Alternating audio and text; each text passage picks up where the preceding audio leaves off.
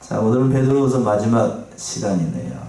본문의 말씀은 이제 사도 베드로가 마지막으로 재림에 대해서 성도들이 어떠한 태도를 가져야 될 것인가, 어떤 의미에서 보게 된다라고 하면 베드로후서를 쓴 목적이 바로 여기 있다라고도 과언이 아닐 정도로 재림에 대한 소망을 두고서 살아갈 것을 사도 베드로가 당부하고 있는 아주 귀한 그런 본문의 말씀이라고 할 수 있어요. 그래서 대조로 세 개 나눌 수 있는데 8절과 9절 먼저 주의 재림이 더디게 보이는 이유가 뭘까? 베드로가 그것에 대해서 얘기를 하고 있는 거고, 두 번째는 10절과 13절에서 그러나 주의 재림은 도적과 같이 임하게 될 것이다. 그것이 10절과 13절까지. 그리고 마지막으로 이제 14절과 18절에서 그러므로 주의 재림을 소망하는 자들은 이것을 바라보면서 항상 믿음 가운데 힘쓰라 라고 권면하는 말씀이 14절과 18절까지입니다. 첫 번째, 주의 재림이 더디게 보이는 이유가 뭘까? 그 말씀이 8절과 9절에 잘 나타나 있습니다. 먼저 8절 보시면 사랑하는 자들아, 죽기는 하루가 천년 같고 천년이 하루 같은 이 한 가지를 잊지 말라. 예, 사랑하는 자들아, 이제 여기서부터 13절까지 마지막으로 사도 베드로가 당부하기 위해서 사랑하는 자들아 라고 부르면서 이렇게 권면의 말씀을 하고 있는 거예요. 특별히 여기에서는 예수 그리스도의 재림에 대해서 얘기를 하고 있는데, 어떻게 받아들이는 것이, 즉 그때 당시 성도들이 재림에 대해서 여러 가지로 말이 많았어요. 그 재림에 대해서 어떻게 받아들이는 게 가장 성경적이고 가장 옳은 진리의 말씀인지를 사도 베드로가 대사도의 입장에서부터 이렇게 확실하게 얘기를 하고 있는 대목이에요. 굉장히 중요한 그런 말씀이에요. 그 말씀을 할 때에 죽게는 하루가 몇 년 같고 천년 같고 또 천년이 하루같은 이 한 가지를 잊지 마라. 사도 베드로가 먼저 이 말씀을 할 때에, 재림에 대해서 얘기를 할 때에 요 시편의 말씀을 인용을 해가지고 바로 하나님의 구원에 대해서 설명을 할 때 이 말씀을 인용을 한 거예요. 자, 시편 90편 한번 보세요. 3절과 4절 보시면 모세가 한 말을 그대로 인용을 하는 것인데, 시편 90편 3절과 4절 주께서 사람을 티끌로 돌아가게 하시고 말씀하시기를 너희 인생들은 돌아가라 하셨사오니 주의 목전에는 천년이 지나간 어제 같으며 밤의 한 경점 같을 뿐이니이다. 예, 3절에서는 사람이 뭘로 돌아간다고 되어 있어요. 티끌로 돌아간다라고 되어 있고, 그런데 또 그 4절에서는 주의 목전에서는 천년이 지나간 뭐와 같다고요? 어제와 같고 밤의 한 경점과 같다. 밤에 한 점을 딱 찍으면 그게 보여요, 안 보여요? 여기 이 새까만 하늘에다가 뭐 볼펜으로 모나미 볼펜으로 딱 정점을 찍었다고 그게 보입니까? 안 보이죠, 안 보이죠. 그러니까 천년이라고 하는 건 하나님의 관점에서 봤을 때 아무것도 아닌 시간이라는 얘기예요. 하나님은 인간과 같이 시간의 지배를 받지 않아요. 그러니까 이걸 설명을 할 때 하나님은 시간을 초월해 계십니다. 시간은 계속해서 흘러가는데 하나님의 관점에서 봤을 때는 어제나 오늘이나 내일이나 똑같은 날이에요. 그러니까 하루의 시간이나 천년의 시간이나 만년의 시간이나 하나님의 관점에서는 뭐예요? 똑같은 시간. 똑같은 시간.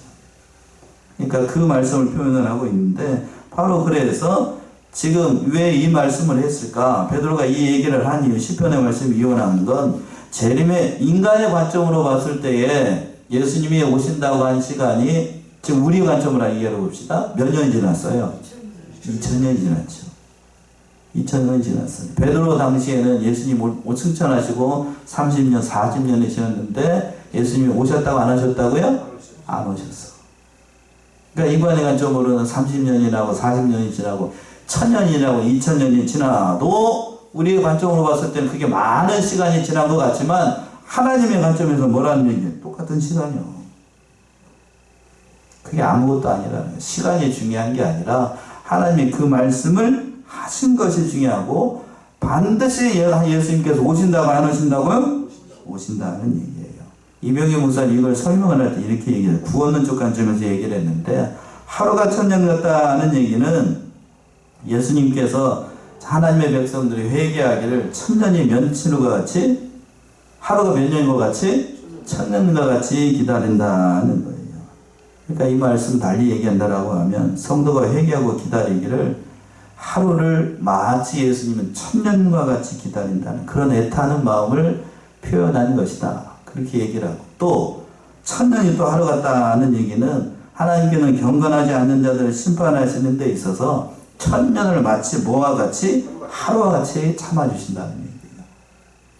만약에 하나님께서 우리 인생들을 참아주지 않았고 그 행한 대로 갚아주셨으면 여기 앉아있을 사람 저를 포함해가지고 한 사람도 없어요. 한 사람도 없어요. 하나님께서 며칠을 천년을 며칠과 같이 하루같이 참아줍니다. 우리 인생 가운데 하는 일이 죄밖에 없어요. 그 죄를 참아주시니까 우리가 살아가는 거지, 참아주지 않고 그때마다 하나님께서 심판하셨다라고 하면 우리가 살질 못해. 살질 못한다. 그런 말이 있습니다. 큰 연못에 큰 물고기가 사는 이유는 물이 맑기 때문인가요? 아니면 물이 조금 좀 흐리기 때문인가요? 예? 맑기 때문이에요? 맑으면 뭐만 살죠? 피레미하고 열무고만 삽니다. 그렇죠? 큰 연못에 맑은 게 중요한 게 아니고 물이 깨끗한 것도 물론 중요합니다. 거기에는 큰 물고기가 살 만큼 숨을 곳이 있어야 돼요. 하나님께서 그러니까 우리 인생들을 바라보실 때에 즉각적으로 심판하시지 않고 참아주시기 때문에 우리가 살 수 있어요. 우리가 요나를 3시간 살펴봤잖아요. 만약에 하나님께서 요나가 다시스로 가려고 하고 이렇게 배를 탔을 때에, 니느웨로 가지 않고 다시스로 가려고 배를 딱 탔을 때에 하나님께서 가지 못하게 다리 몽둥이 확 분질러 버렸다. 그러면 그 요나가 인격적으로 하나님의 말씀을 순종해가지고 니느웨로 갔을까요? 갔을까요? 안 가죠. 질질 끌 다리 한쪽부터 다리 몽둥이 이렇게 저기 기부스 해가지고 요새 말로 해가지고 질질 끌려가면서 했겠지만 억지로 하는 거예요. 억지로. 그 인격적인 항복이 아니죠. 하나님은 그렇게 잠잠히 보고 계시는 거예요. 어느 정도 뭐 하기를 용납해 주시는 겁니다. 여러분도 마찬가지예요. 직감적으로 판단하시지 않고, 오늘 말씀이 그래서 중요한데, 재림의 때도 인간이 회개하고 다 돌아오기를 바라보고 또 두고 보고 계시는 거예요. 그래서 9절에서 이렇게 표현을 했습니다. 9절 보시면, 주의 약속은 어떤 이에 더디다고 생각하는 것 같이 더딘 것이 아니라 오직 너희를 대하여 오래 참으사 아무도 멸망치 않고 다 회개하기에 이르기를 원하시느니라. 9절 우리 굉장히 중요한 말씀이에요. 9절 우리 문집사님만 읽지 말고 합독합시다. 9절 시작. 주의 말씀은 어떠니 더디다고 생각하는 것 같이 더딘 것이 아니라 오직 너희를 대하여 오래 참으사 아무도 멸망치 않고 다 회개하게 이르기를 원하십니다. 이게 하나님의 본심입니다. 하나님의 본심. 하나님의 본심은 모든 뒤에 거부터요. 모든 사람들이 멸망하지 않고 다 회개해서 뭐 하기를 바라셔요? 구원받기를 원하신다고요. 근데 그 한 3번절에서 주의 약속은 어떤 이에 더디다고 생각하는 것 같이 더딘 것이 아니다. 주의 강림이 그때 당시에 이루어지지 않았고 오늘날에는 예수 그리스도의 재림한다는 말, 속히 온다는 말만 있지 뭐 거짓말하는 것처럼 2000년이 지나고 그리고 또 24년이 지나도록 아직도 안 하셨어. 그러니까 현대를 살아가고 있는 크리스찬 가운데 이 재림에 대해서 불신하고 재림을 믿지 않는, 어떤 의미에서 보게 된다라고 하면 해이해져 가지고 그런 사람뿐만 아니라 아예 재림 자체를 불신하는 사람들도 많이 있습니다. 그런데 하나님께서 이렇게 재림의 때를 더딘 것처럼 보이시는 이유는 그 하반절에서 그랬어요. 모든 사람들이 멸망을 하지 않고 다 어떻게 되기를 회개하기를 원하시는 거예요. 여기서 아무도 멸망치 않고 다 회개하기를 원하신다라고 했을 때 이 아무도가 누구를 얘기를 하는가? 아무도가 누구를 얘기를 하는가? 다 회개한다는 것이 누구를 두고 하는 말인가? 이것에 대해서 두 가지로 해석이 갈라져요. 첫 번째는 택자들만을 얘기한다라고 얘기하는 사람들이 있어요. 택자들만. 그러나 두 번째는 말 그대로 온 인류가 회개하기를 원하신다라고 얘기하는 사람들이 있습니다. 학자들은 어느 교회가 많을 것 같습니까? 요 단락에서 제가 이미 얘기를 했어요. 보통은 그렇게 생각을 합니다. 태자를. 그런데 문맥적인 의미로 봤을 때에 하나님의 본심을 설명을 할 때에는 모든 사람들이 뭐 하기를 원하신다고요? 다 구원받기를 원하는데, 그러나 하나님의 본심은 그렇지만 그런데 택자들만 구원을 얻게 돼요. 우리가 이제 지난 주일에도 한번 살펴봤던 말씀인데 에스겔 13장과 18장을 한번 넣으세요. 에스겔 18장 23절.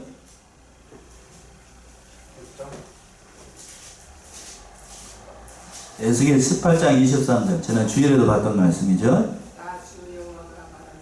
내가 어찌 악인의 죽는 것을 죽음인들 기뻐하랴. 그가 들켜 그 길에서 떠나서 사는 것을 어찌 기뻐하지 아니하겠느냐. 나 주 여호와가 말하노라. 내가 어찌 악인의 죽는 것을 조금인들 기뻐하냐. 그러니까 악인이 죽는 걸 기뻐한다고 하나님이 기뻐하겠느냐. 기뻐하지 않아요. 기뻐하지 않아. 뭐 하기를 원하시는가? 그가 돌이켜서 그 길에서 떠나서 사는 것을 원하신다고요. 여기서 악인을 믿지 않는, 그러니까 택자 중에서도 아직 믿지 않는 사람으로 해석을 한다라고 하면 이 말이 잘 안 맞아요. 잘 안 맞는다고.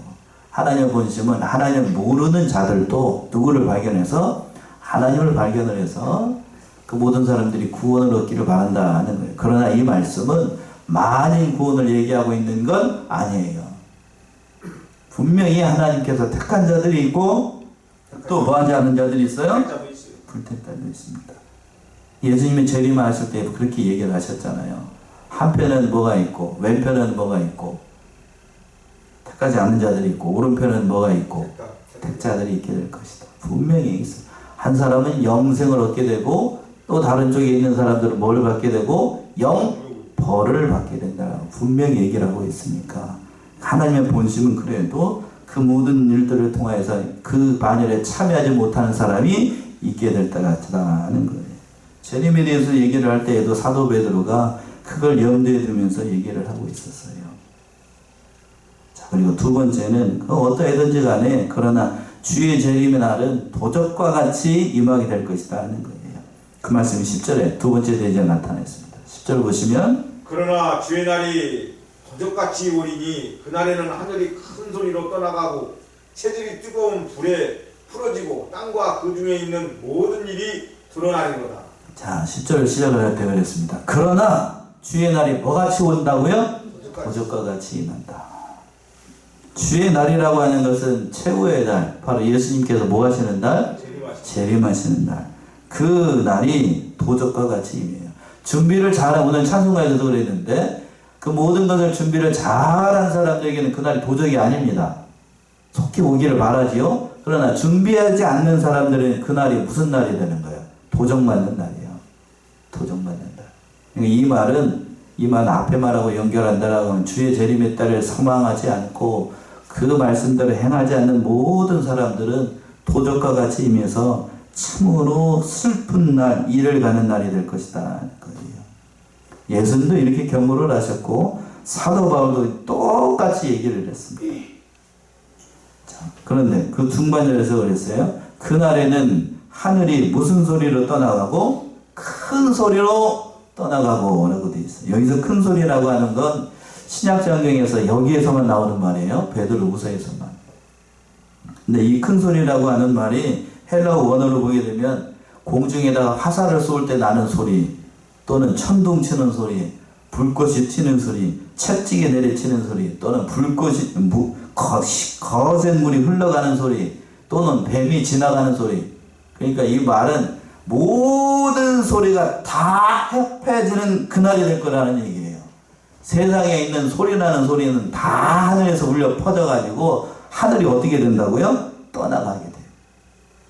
그러니까 예수님이 재림하시게 되면 사도 바울 같은 경우에는 큰 나팔과 천사의 무슨 가운데? 호령 가운데 임하게 될 것이라고 얘기를 했는데 사도 베드로는 그 하늘에서 무슨 소리가 날 것이라고요? 큰 소리가 나게 될 것이다. 그러니까 믿는 자들에게는 그날이 천사의 뭘로 들릴 것이고 사도 바울의 표현 관점에서 천사의 호령 소리를 들리게 될 것이고 그러나 믿지 않는 사람들에게는 사도 베드로가 얘기했던 것처럼 그날이 하늘에서 뭔 소리가 나? 날벼락 치는 소리, 큰 소리가 나는 소리가 될 것이라는 얘기예요. 여러분은 무슨 소리를 듣고 싶습니까? 우리 좀 이따가 이제 예배 끝나고 난 다음에 부르게 되는 하나님의 나팔 소리로 들리게 될 거예요. 믿으십니까? 예, 그날이 되게 되면 여러분 한 사람 한 사람 다 살아나게 돼요. 그리고 또 그 하반절에서 보시면 체질이 뜨거운 불에 어떻게 되고 풀어지고 세상을 구성하고 있는 모든 것들이 불의 심판을 받아서 그 모든 것이 불에 타가지고 다 해체가 될 것이다 하는 얘기입니다. 무슨 심판을 얘기를 하는 건가요? 불심판을 얘기를 하는 겁니다. 뭐 어떤 사람들 같은 경우에는 소돔과 고모라를 심판할 때와 같이 실제로 하늘에서 뭐가 떨어져 가지고 불이 그냥 유황불이 떨어져 가지고 세상을 심판할 것이다 라고 보는 사람들도 있고, 또 다른 사람들 같은 경우에는 이 불심판을 인간이 이미 다 만들어 놨대. 그 도구를. 뭔 말 얘기를 할까요? 핵무기, 그리고 또 생 말고 그보다 더 센 거, 수소폭탄을 만들어 놨어요. 이미. 한번 러시아하고 지금 우크라이나하고 지금 전쟁을 하고 있는데, 러시아도 핵무기 국가고 우크라이나도 지금 뭐 핵은 없습니다만 만들려고 하면 만들 수 있어요.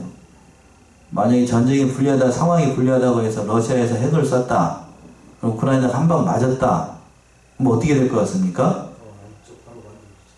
바로 반격이에요.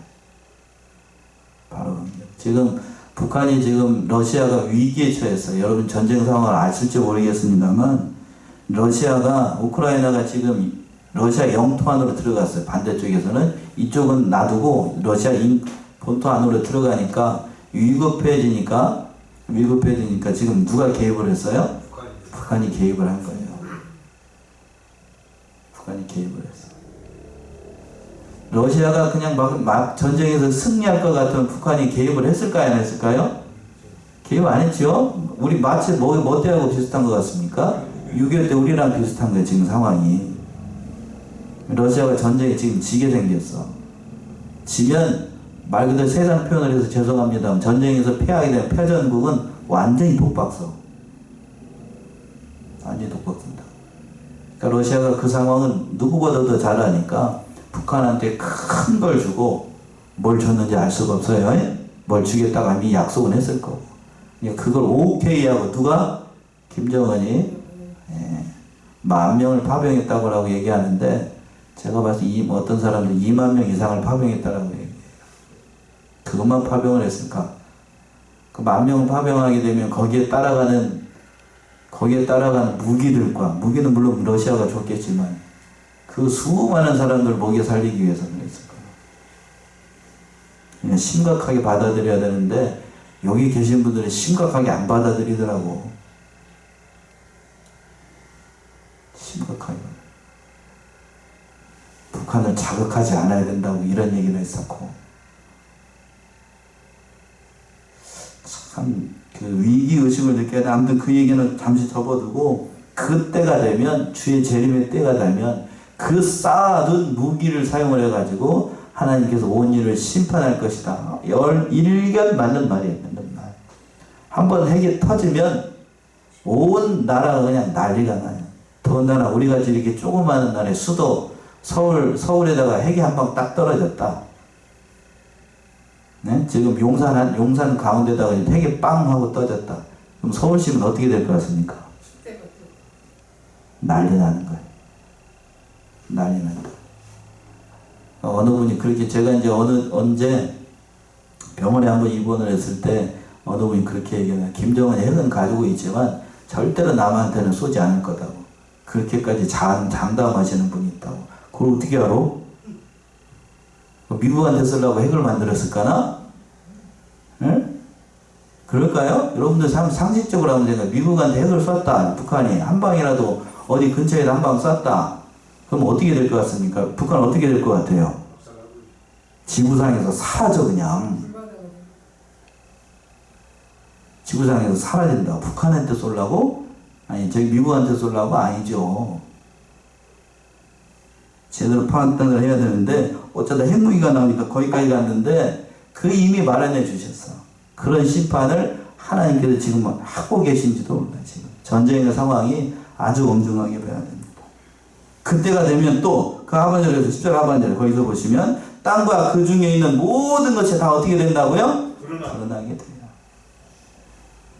우리 개혁 성경 이것이 드러난다라고 되어 있는데 킹제임스나 다른 사본 같은 경우에는 다 타버릴 것이다라고 번역을 했습니다. 말 그대로 주의 재림의 때가 가깝게 되면 바로 그날이 되게 되면 이 땅에 있는 모든 것이 불심판을 받아서 다 어떻게 되어버린다고요? 다 타버려요. 그리고 속에 있는 것이 다 드러나게 됩니다. 거기까지 11절 이 모든 것이 이렇게 풀어지리니 너희가 어떠한 사람이 되어야 마땅하뇨 거룩한 행실과 경건함으로 12절까지 하나님의 날이 임하기를 바라고 간절히 사모하라. 그날에 하늘이 불에 타서 풀어지고 체질이 뜨거운 불에 녹아지려니와 예. 이 모든 것이 이렇게 풀어지리니 너희가 어떠한 사람이 되어야 마땅하뇨. 주의 재림에 가깝은 이 시대에 우리가 어떠한 사람으로 살아가야 될 것인가. 사도 베드로가 물어보는 어떠한 사람으로 살아가야 돼요. 이 답이 그 답에 나와 있어요. 그 12절 하반절에 나와 있어요. 11절 하반절에 뭐라고 되어 있어요? 어떻게 살아야 된다고? 거룩한 행실과 경건함으로 하나님의 날이 임하기를 바라보고 간절히 사모하면서 살아가야 된다는 얘기예요. 다른 사람들이 얘기하는 것처럼 이단적인 사람들이 얘기하는 것처럼 쉽게 표현을 해서 신천지들이 얘기하는 것처럼 그릇된 그런 종말론이나 이상한 데 빠지지 말고 그 날이 속히 임하기를 바라보면서 그 날을 소망하면서 하나님 믿는 믿음 가운데 변치 말고 살아가야 될 것을 사도 베드로가 당부하고 있는 거예요. 아멘이십니까? 이상한 데 빠지지 말고 그릇된 종말론이나 신비주의에 빠지지 말고 말씀 붙잡고 그 말씀 가운데 경건하게 살기를 얘기하고 있어요. 그랬잖아요. 그 11절 하반절에 거룩한 행실과 뭐함으로? 경건함으로 그 시대를 살라고요. 말세가 가까울수록 우리는 어떻게 살라고요? 어떻게 살아요? 거룩하게. 또 어떻게? 경건하게. 어찌할꼬 근데 어쩐데 이렇게 살지 말고 호들갑 떨지 말고 거룩하게 진실하게 그렇게 살기를 사도 베드로가 당부하고 있는 거예요. 이러한 말씀 예수님께서 역시 동일했고 또 사도 바울 역시도 마찬가지였어요. 요란 떨지 말고 어떤 사람은 그렇게 얘기합니다. 세상 철학자들 가운데 그랬어요. 내일 지구의 종말이 온다 라고 하면 나는 뭐를 할 것이다 그랬냐면 한 그루에 뭐를 심겠다? 사과나무. 그렇게 살라고요. 오도방정 떨지 말고 우리는 믿는 자로서 사명을 다해야 돼요. 그렇게 살아야 됩니다. 그렇게 살아야 돼요. 13절 우리는 그의 약속대로 의에 거하는 바 새하늘과 새 땅을 바라보도다. 13절 우리 또 갑시다. 굉장히 중요한 표현이죠. 13절 시작. 우리는 그의 약속대로 의에 거하는 바 새 하늘과 새 땅을 바라보도다. 이걸 새 하늘과 새 땅, 세자로 뭐라고 얘기합니까? 신천. 그래서 이걸 거기에서 이렇게 좋은 말을 다 쓰고 있어. 우리는 그의 약속대로 의에 거하는 바, 그의 약속대로 예수 그리스도의 재림에 대해서 이 신약 성경만 예언한 게 아니고 구약 성경에서도 이미 하나님께서 이사야 선지자를 통해서 예언을 하고 계셨어요. 안 찾아보려고 그랬는데 이사야 65장 이사야 65장 17절에서부터 한번 봅시다요. 이사야 65장 17절 보라 내가 새 하늘과 새 땅을 창조하나니 이전 것은 기억되거나 마음에 생각나지 아니할 것이다. 계속이요. 너희는 나의 창조하는 것을 인하여 영원히 기뻐하며 즐거워할지니라. 보라 내가 예루살렘으로 즐거움을 창조하며 그 백성으로 기쁨을 삼고 내가 예루살렘을 즐거워하며 나의 백성을 기뻐하리니 우는 소리와 부르짖는 소리가 그 가운데서 다시는 들리지 아니할 것이며 거기는 날수가 많지 못하여 죽는 유아와 수완이 차지 못한 노인이 다시는 없을 것이라. 곧 백세에 죽는 자가 아이겠고 백세에 못 뛰어 죽는 자는 저주받은 것이리라. 예, 참 그 하반절의 말씀이 참 기가 막히죠. 곧 백세에 죽는 자가 아이겠고 여러분 지금 백세 되신 분 있으신가요? 없잖아요. 그 100세 된 사람이 아이겠고 100세 못 돼야 죽은 자는 뭘 받은 거라고? 아주 기가 막히게 이사야가 표현을 했는데 그 나라는 천년왕국이 이루어지게 되면 이런 일이 발생한다고 실제로 그 얘기를 이렇게 얘기를 하고 있는 거예요. 그 땅과 그 하늘을 바라본다는 얘기입니다. 그러므로 우리는 어떻게 살아야 될 것인가? 마지막 14절 하반절에서는 세 번째 대지에 주의 재림을 소망하면서 항상 믿음 가운데 살기를 사도 베드로가 마지막으로 당부하고 있어요. 14절 말씀입니다. 그러므로 사랑하는 자들아 너희가 이것을 바라보나니 주 앞에서 점도 없고 흠도 없이 평강 가운데서 나타나기를 힘쓰라. 그러므로 우리는 어떻게 살아야 될 것인가? 사랑하는 자들아 내가 이것을 바라보나니 주 앞에서 점도 없고 흠도 없이 평강 가운데 나타나기를 거기다가 이제 제가 쓴다라고 하면 어떻게 힘쓰라고요? 항상 힘쓰라. 항상 힘쓰라. 우리가 이 땅을 새 하늘과 새 땅을 바라보고 있다라고 하면 그분 앞에서 예수 그리스도 앞에서 나타날 때에 점도 없고 흠도 없이 그러한 사람으로 나타나기 위해서 우리가 믿음 가운데서 항상 힘쓰면서 살기를 사도 베드로가 당부하고 있는 거예요. 그런데 오늘날 우리의 현실을 한번 보자고요. 오늘날 교회 안에서 믿음과 사랑과 또 우리가 또 지난주에 전도도 했잖아요. 전도해야 된다 이런 것들을 많이 강조했는데 근데 저도 그렇습니다만 주의 재림에 대해서 준비하고 소망하고 그날을 바라봐야 된다라고 하는 건 많이 강조하지 않아요. 저는 많이 강조하는 편인 것 같아요. 그래도 근데 제가 유튜브나 모든 것을 보게 되면 다 설교의 초점이 어디에 잘 돼 있냐면 땅의 것을 바라보기 때문에 설교를 많이 해요. 그런가요? 안 그런가요? 땅에서 뭐하고 잘 되고 복 받고 아들 딸이 잘 되고 많이 돈 버는 거 다 어디에 있는 거예요? 하늘을 바라보게 하는 겁니까? 땅을 바라보게 하는 겁니까? 땅을 바라보게 하는 거예요. 여러분들도 그런가요? 그런데 사도 베드로나 그때 당시 성도들이나 그 어려운 가운데 있는 믿음의 성도들 보게 되면 다 하늘을 바라보게끔 했지 땅을 바라보게끔 한 건 아니라고 하는 사실이에요. 우리가 이걸 잊지 말아야 돼요. 그 안에서 그러니까 우리는 재림의 날을 소망하며 주님께서 재림하시게 되면 이 땅에 있는 모든 것들은 무슨 심판을 받게 된다고요? 불심판을 받게 돼요. 앞에서 그랬죠. 그것이 다 어떻게 되어버린다고? 다 남아있는다고 다 타버린다고? 다 타버려요. 다 드러난다는 말이야. 다 탄다는 말이나 이 땅에서 쌓아둔 거는 아무리 많이 쌓아둬 봐야 남는 게 하나도 없어요. 주님이 재림하시면 소극적인 의미로 우리가 죽게 되는 그날 뭐 천국에 갈 때 아무것이라도 가지고 갈 수 있는 거 가지고 가요? 아무것도 못 갖고 가. 아무것도 못 갖고 가.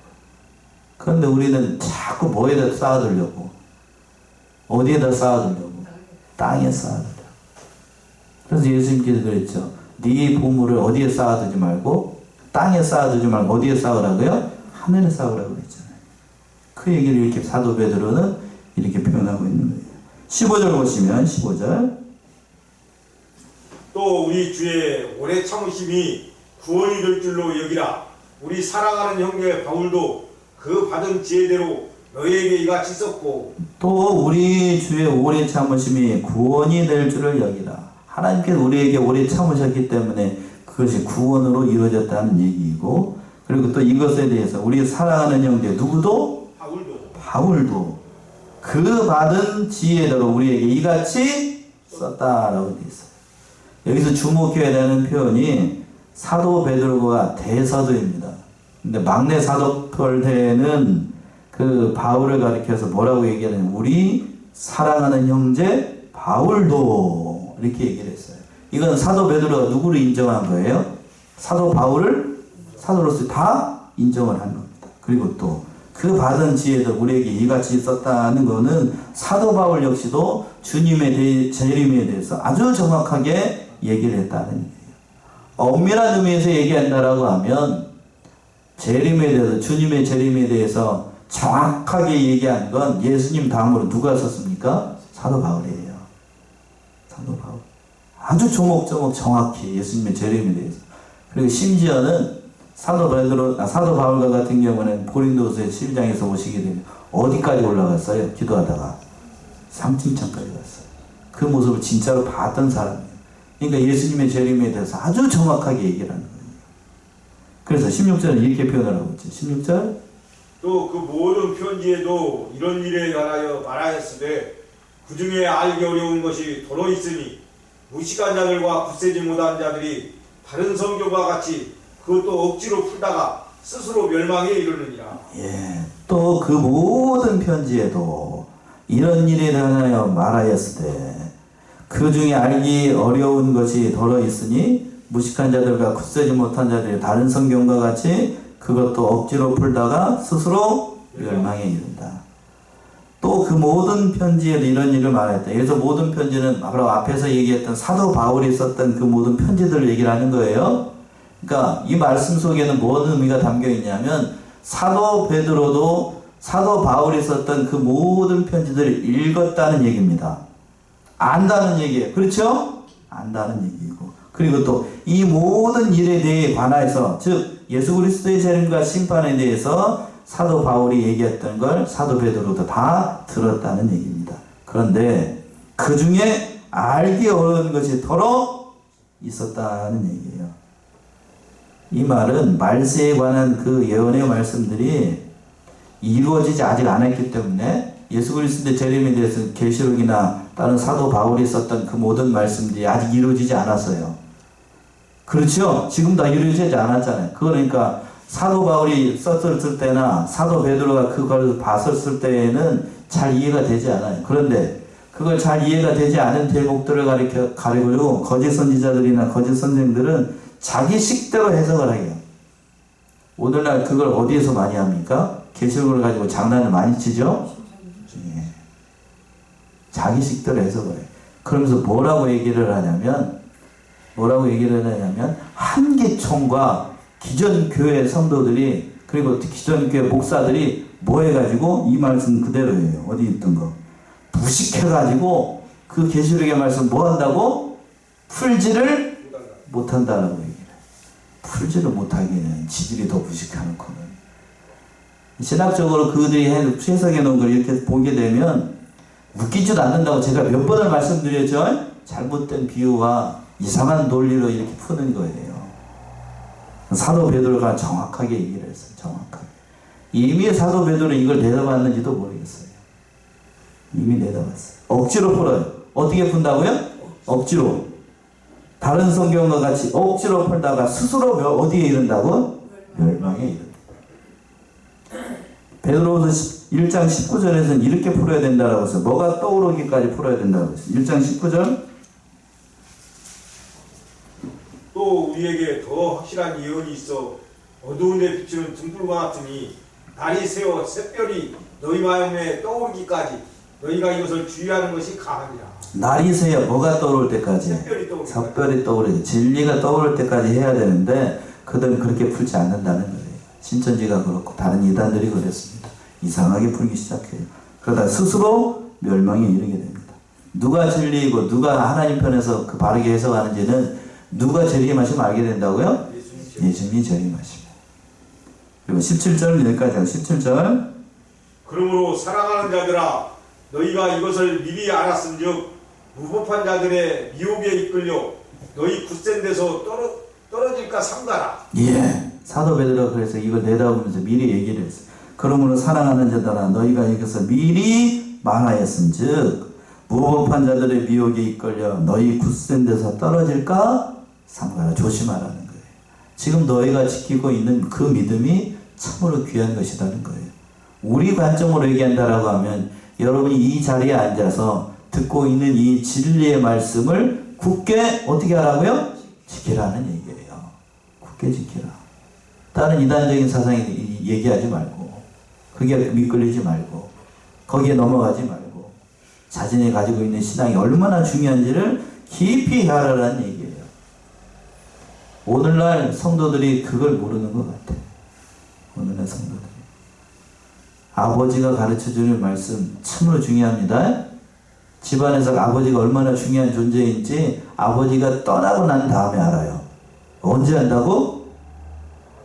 아버지가 떠나고 난 다음에 옆집에 있는 아버지가 자기 이상한 자기가 봤을 때는 어린 아들이 봤을 때는 아버지가 뭐 장난감도 많이 사주고 야구 배트도 이상한 거 많이 사주고 막 해가지고 저 아빠가 우리 아빠보다 더 좋은 것 같아 그러는데 정작 우리 아버지가 소천하시고 나면 그 아빠보다 우리 아빠가 뭐 했다는 사실을 더 좋았다는 사실을 얻다고 난 다음에 떠나고 난 다음에 알아.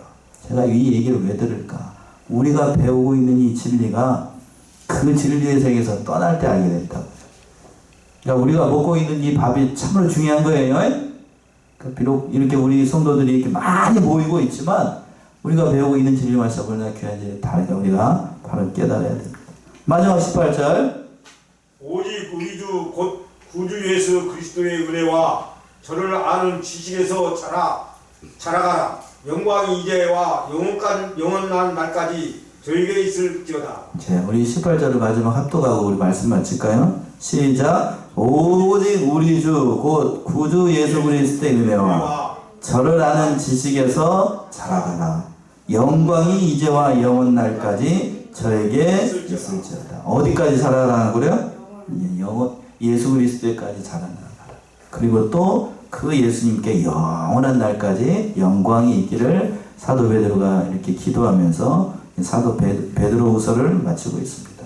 우리가 이 사실을 깨달아서 재림에 대해서 바른 지식을 가지고 또 그 재림을 소망하면서 지금 우리가 배우고 있는 이 재림에 대한 지식이 바른 진리라는 것을 깨달아서 그 진리의 길을 떠나지 않고 잘 지켜나가는 사랑하시는 성원의 성도님들 모두가 되시기 바랍니다.